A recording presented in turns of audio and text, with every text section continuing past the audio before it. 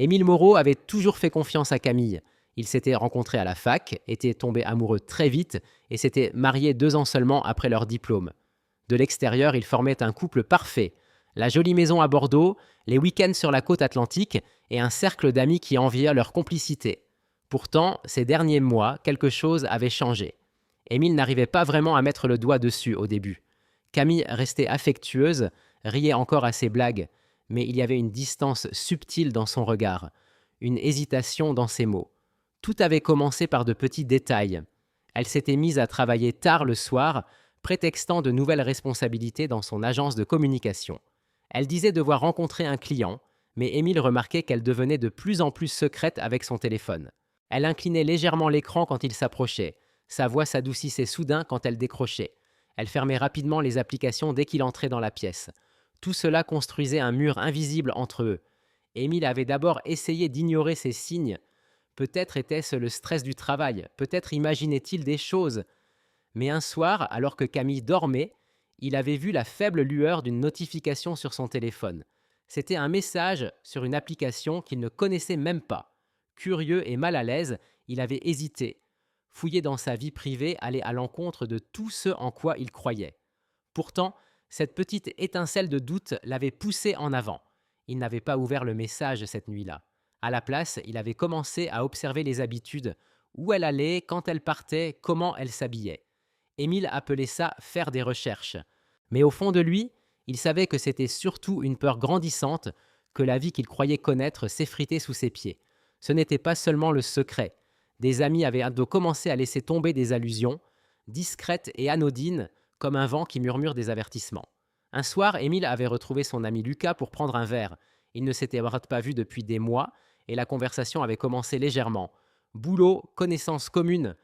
Puis Lucas s'était penché et avait baissé la voix. « Émile, mec, je veux pas m'en mêler, mais j'ai vu un truc l'autre jour concernant Camille. » Le cœur d'Émile s'était serré. C'est-à-dire, Lucas avait hésité, jetant un regard autour du bar bondé. « Je crois qu'elle fait des trucs sur OnlyFans. Je l'ai vue sortir d'un hôtel avec un mec il y a pas longtemps. Je voulais pas t'en parler avant d'être sûr, mais je me suis dit que tu devais savoir. » Émile avait ri nerveusement au début. « Naman, OnlyFans ? Allez, Lucas, sérieux ?» Lucas n'avait pas souri. « Je te jure, mec, j'avais pas envie d'y croire non plus, mais ça avait pas l'air innocent. Peut-être qu'elle a ses raisons, mais je trouvais que tu devais être au courant. » Ce soir-là, Émile était resté seul dans le salon sous la lumière tamisée de la lampe. Son esprit s'emballait sans qu'il puisse le contrôler. Colère, incrédulité, douleur sourde, tout se mélangeait. Camille pouvait-elle le trahir ? Imaginait-il tout ça ? La personne qu'il aimait, avec qui il avait construit une vie, pouvait-elle vraiment mener une double vie juste sous son nez ? Émile avait décidé qu'il lui fallait des réponses, mais pas par une confrontation directe, pas encore. Il voulait des preuves, du concret, car la peur sans preuve le détruirait plus vite que la vérité elle-même. Il avait commencé à tout noter, relevés téléphoniques, tickets de caisse, activités inhabituelles sur leur compte commun. Il avait installé une caméra de sécurité dans le garage et vérifié les horaires de ses allées et venues. Chaque détail comptait. Puis étaient venus les signes qui confirmaient ses pires craintes.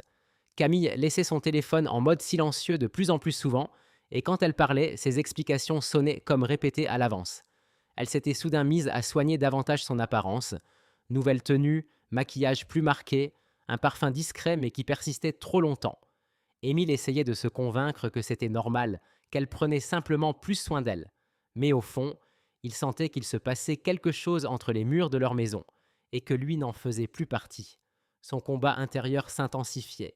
Il était déchiré entre l'amour et le soupçon, entre l'envie de protéger leur mariage et la peur qu'il soit déjà trop tard. Un vendredi soir, quand elle avait annoncé qu'elle partait à un événement de networking, il l'avait observée attentivement. Elle était rentrée beaucoup plus tard que prévu, évitant son regard, le sourire crispé. Une odeur étrangère s'accrochait faiblement à elle et l'estomac d'Émile s'était noué. C'est à ce moment qu'il avait pris sa décision. Il ne pouvait pas vivre dans le doute éternellement, mais il ne pouvait pas non plus l'affronter sans rien. Il attendrait le bon moment, un moment où elle ne pourrait ni mentir ni esquiver. Son plan était simple mais réfléchi. La prochaine fois qu'il parlerait d'OnlyFans, il observerait sa réaction de très près, langage corporel, rougeur, hésitation, rire nerveux. Le moment est arrivé plus vite qu'il ne l'aurait cru. Ils étaient à table, leurs assiettes à moitié vides. Émile avait lancé, d'un ton détaché, « J'ai lu un truc sur OnlyFans aujourd'hui ». Il avait gardé une voix neutre, mais son cœur battait fort. Camille s'était figée. Elle avait tourné légèrement la tête, sa fourchette suspendue en l'air. Émile avait vu la rougeur discrète monter dans son cou, le souffle qu'elle avait tenté de cacher. « Pourquoi tu me parles de ça ?» avait-elle balbutié, une pointe de nervosité dans la voix. Émile s'était adossé, feignant l'indifférence. « Simple curiosité. C'est bizarre comme truc, non ?» Ses mains avaient tremblé légèrement quand elle avait reposé sa fourchette. « Je sais pas, j'en ai juste entendu parler, c'est débile, franchement. » Mais Émile l'avait vu, la fissure dans son assurance, le mensonge à peine dissimulé derrière des mots anodins. C'était largement suffisant pour qu'il sache que quelque chose clochait. Cette nuit-là, il était resté éveillé, repassant la scène en boucle. Chaque détail, chaque micro-expression, chaque hésitation dans sa voix, il ressentait un mélange de colère et de chagrin, une trahison si profonde qu'elle l'étouffait presque. Émile savait une chose avec certitude, il devait découvrir toute la vérité. Peu importe la douleur, il s'apprêtait à franchir une ligne qu'il n'aurait jamais imaginé franchir, poussé par un besoin viscéral de certitude. Ce qu'il ignorait encore, c'était jusqu'où il irait, et comment la révélation des secrets de Camille allait bouleverser tout ce qu'il croyait savoir sur l'amour, la confiance et le mariage. Après ce dîner, Émile n'arrivait pas à chasser de son esprit le rouge qui avait envahi le cou de Camille. Il repassait en boucle la façon dont ses yeux avaient fui, le léger tremblement de ses doigts. La confiance qui coulait autrefois naturellement entre eux semblait maintenant fragile, comme du verre sur le point de se briser. Il se répétait qu'il n'était pas paranoïaque, juste vigilant. S'il y avait quelque chose à découvrir, il devait le savoir. Pour la première fois dans leur mariage, la peur avait pris le dessus sur l'amour et il l'acceptait à contre-cœur. Émile avait commencé par de petites étapes. Il avait installé une caméra discrète à l'entrée de la maison, capable de filmer quiconque entrait ou sortait sans alerter Camille. Il vérifiait les horaires avec minutie, les comparant à ses explications. Au début, rien ne paraissait vraiment suspect. Elle partait aux heures qu'elle indiquait, direction le travail ou des courses. Mais des schémas avaient fini par apparaître. Certains soirs où elle parlait de projets tardifs, les enregistrements montraient qu'elle ne se rendait pas au bureau. Elle allait ailleurs. Il avait créé un tableau Excel, un journal numérique de chaque déplacement, chaque soirée tardive, chaque appel reçu. Il ne voulait pas se fier à des suppositions. Il voulait des faits. Et les faits, lentement, douloureusement, dessinaient une image qu'il n'était pas prêt à affronter.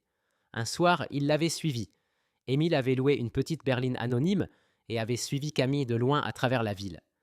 Sa voiture avait emprunté des rues qu'il ne connaissait pas, puis s'était garée devant un hôtel modeste.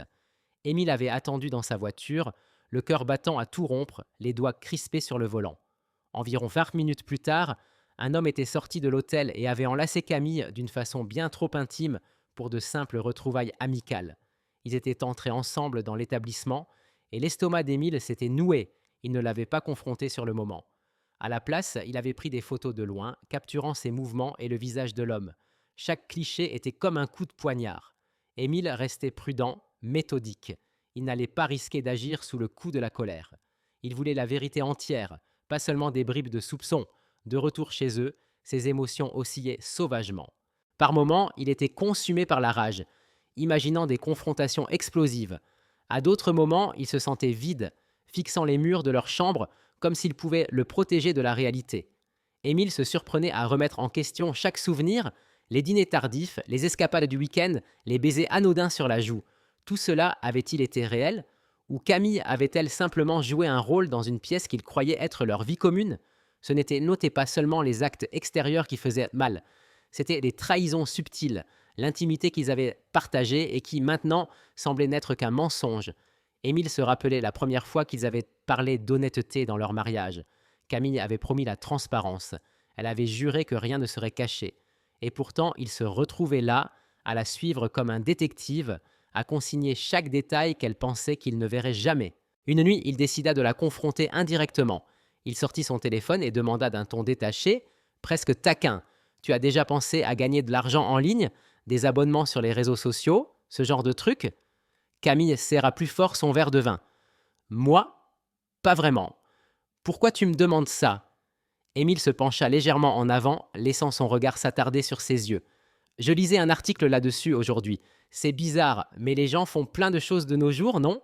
Son visage vira au rose, une rougeur qu'Émile avait maintenant appris à décoder comme un panneau indicateur. Elle s'agita, évita son regard et marmonna que c'était ridicule. Cette nuit-là, Émile prit note mentalement. Il y avait bien plus que de la curiosité dans son attitude. Elle cachait quelque chose et il était déterminé à le découvrir. Il creusa plus profond. Des traces numériques le menèrent jusqu'à une plateforme privée où Camille avait un compte. Il n'y avait pas encore de publication ouvertement compromettante, elle était prudente, mais le rythme de son activité en ligne correspondait exactement aux soirées où elle prétendait travailler tard. C'était une confirmation discrète mais implacable de ses craintes. L'obsession d'Émile pour les preuves commença à le consumer. Il savait qu'il frôlait la paranoïa. Pourtant, il justifiait chaque geste, il se protégeait, il protégeait sa vie de la tromperie qu'il sentait sans pouvoir encore la prouver entièrement. Il se mit même à écouter ses conversations à la maison, faisant semblant d'être dans une autre pièce pour capter des bribes de ses paroles. Et puis vint le jour qui brisa sa patience fragile. Lucas, l'ami qui avait le premier évoqué les activités en ligne de Camille, lui envoya un message. « Je voulais pas m'en mêler, mais je l'ai revu aujourd'hui. Même hôtel, même mec. Faut que tu vois par toi-même. » La poitrine d'Émile se serra. Il avait désormais les preuves qu'il cherchait. Pourtant, les voir de ses propres yeux le remplissaient d'effroi. Ce soir-là, il suivit Camille une nouvelle fois. Cette fois, elle ne remarqua pas sa présence. Les portes de l'hôtel se refermèrent derrière elle et l'homme. Les mains d'Émile tremblaient tandis qu'il prenait des photos. Chaque cliché rendait tangible la trahison qu'il redoutait. Il rentra tard dans la nuit, une tempête d'émotions faisant rage en lui. Colère, chagrin, humiliation, tout se heurtait dans son esprit. Il savait qu'il devait la confronter, mais pas d'une manière qui lui permettrait de se cacher derrière des mensonges. Il aurait besoin de preuves irréfutables et surtout de sa réaction. Chaque rougeur, chaque hésitation, chaque fissure dans son assurance. Pour la première fois, Émile s'autorisa à imaginer la confrontation. Il l'imaginait essayer d'esquiver, de pleurer, de rejeter la faute sur les circonstances. Il imaginait la vague de trahison qui le submergerait quand elle avouerait enfin, et il imaginait aussi la clarté qui suivrait, la possibilité de voir enfin son mariage tel qu'il était vraiment. Le décor était planté, la planification minutieuse d'Émile, ses nuits blanches, sa surveillance attentive l'avaient dit conduit jusqu'à ce point. Il ne restait plus qu'à affronter la vérité. Et quand ce moment viendrait, il savait qu'il verrait tout se dévoiler, les mensonges, les secrets et la réalité de la double vie de Camille. Mais il savait aussi une chose avec une certitude absolue, plus rien ne serait jamais comme avant. La confiance qui avait autrefois défini leur mariage avait disparu.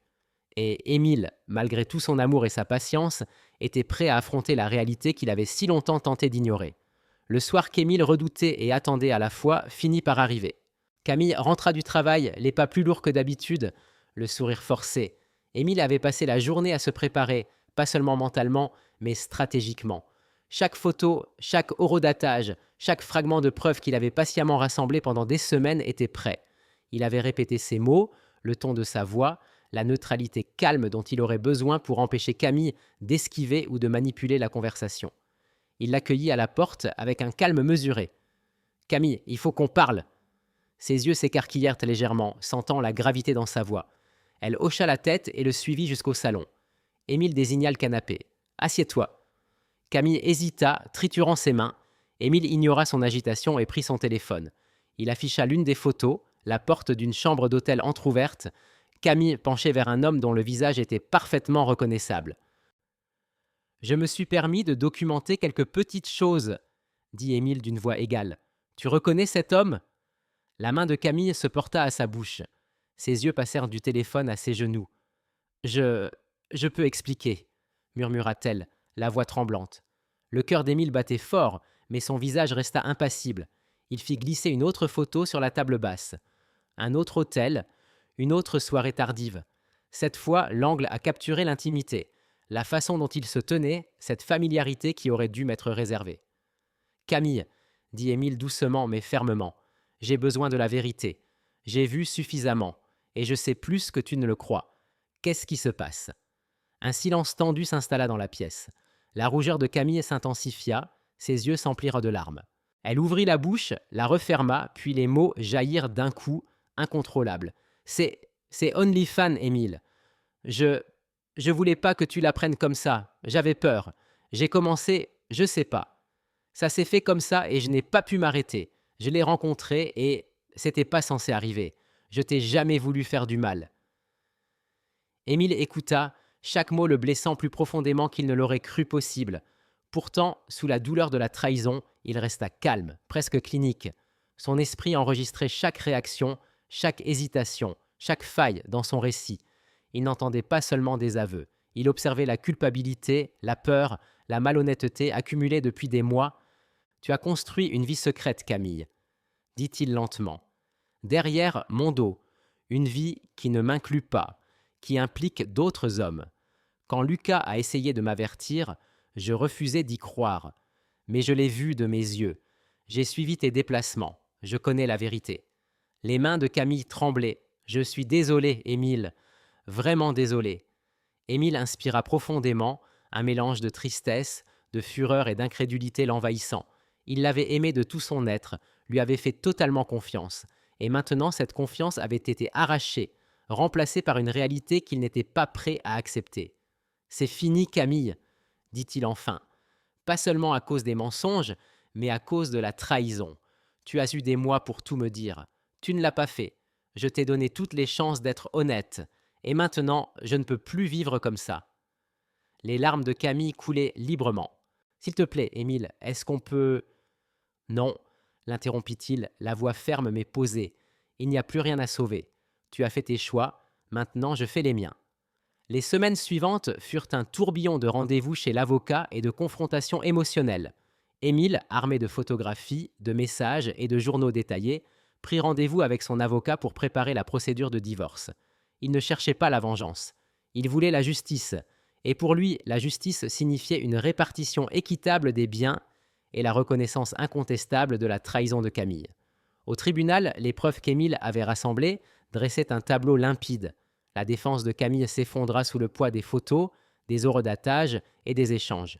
Le juge reconnut la minutie de la documentation et au final accorda à Émile une part substantielle, 80% des biens communs, une reconnaissance claire de la rupture de confiance. Ce n'était pas seulement une question d'argent, c'était une validation, la preuve qu'il avait été la partie lésée dans un mariage corrompu par le mensonge.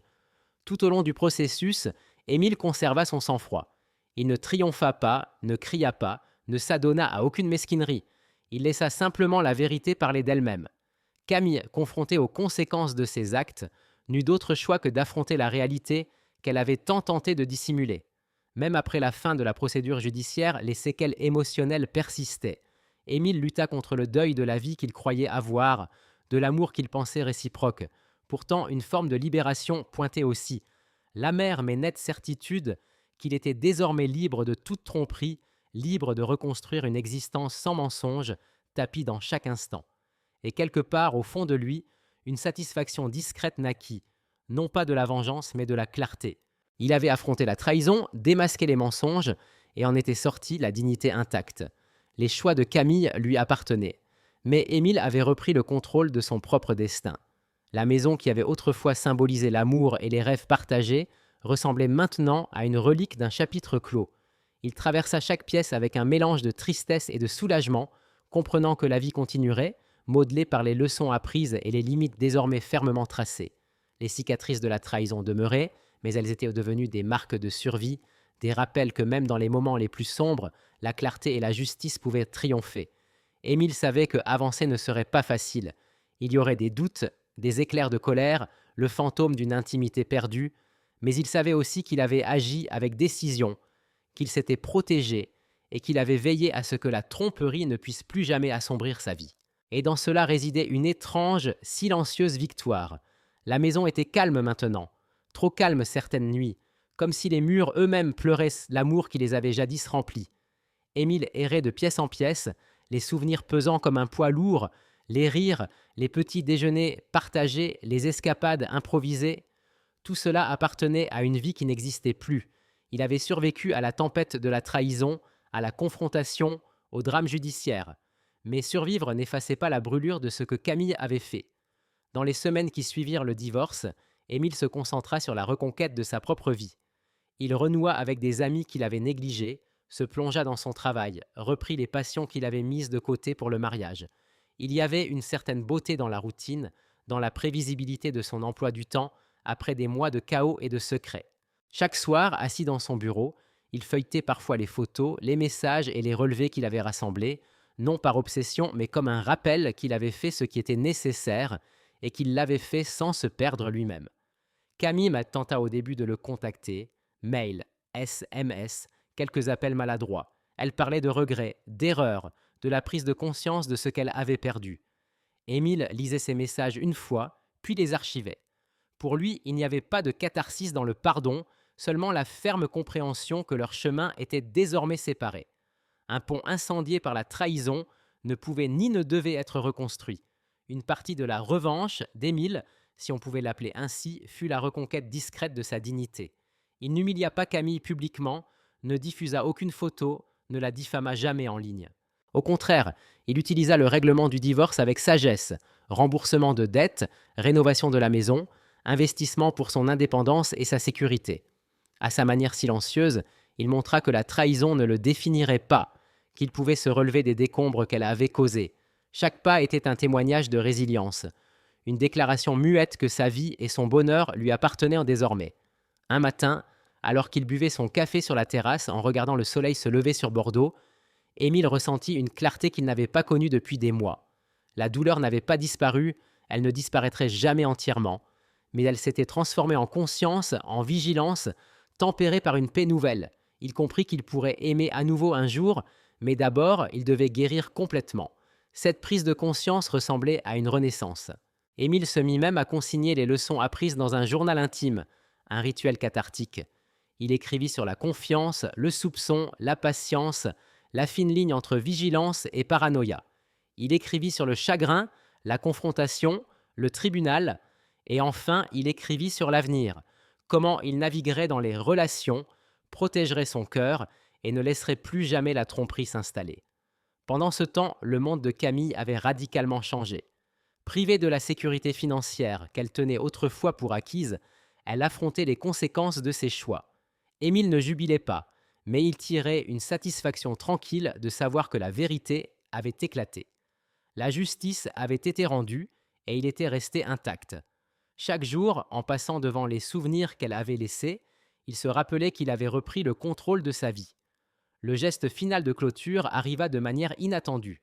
Un ami commun au courant de l'histoire commenta sa retenue. « Je sais pas comment t'as fait, mec. La plupart des gens auraient dû péter un câble. » Émile esquissa un sourire discret. « J'avais pas besoin de péter un câble. J'avais juste besoin de la vérité et d'agir en conséquence. » Dans ces moments de solitude, il s'autorisait une petite victoire privée. Il n'était pas rancunier, il n'était pas cruel, mais il avait reconquis l'essentiel, la paix, le respect de soi et la capacité de définir sa propre vie. Il avait survécu à la trahison, à l'exposition, au chagrin. Et il en était sorti plus fort. C'était sa revanche. La preuve vivante que la trahison ne pouvait pas le détruire. Quelques mois plus tard, Émile organisa un petit rassemblement d'amis proches chez lui. Le rire remplit les espaces qui avaient autrefois résonné de suspicion et de mensonges. En regardant autour de lui, il comprit que les choix de Camille lui avaient coûté la vie qu'ils avaient construite ensemble. Mais ils lui avaient aussi offert une clarté rare. Il était libre, libre des mensonges, libre du doute, libre d'avancer sans se retourner. Et quelque part dans le calme de la soirée, Émile s'autorisa une ultime pensée. La trahison l'avait mise à l'épreuve. Oui, mais elle ne l'avait pas brisé, elle l'avait affiné, aiguisé ses instincts, rendu plus fort. Au final, il avait eu le dernier mot, non pas au tribunal, non pas dans la confrontation, mais en vivant une vie qui honorait sa dignité, ses valeurs et l'homme qu'il était vraiment. Pour Émile Moreau, l'histoire ne s'était pas terminée dans la rage ou la vengeance.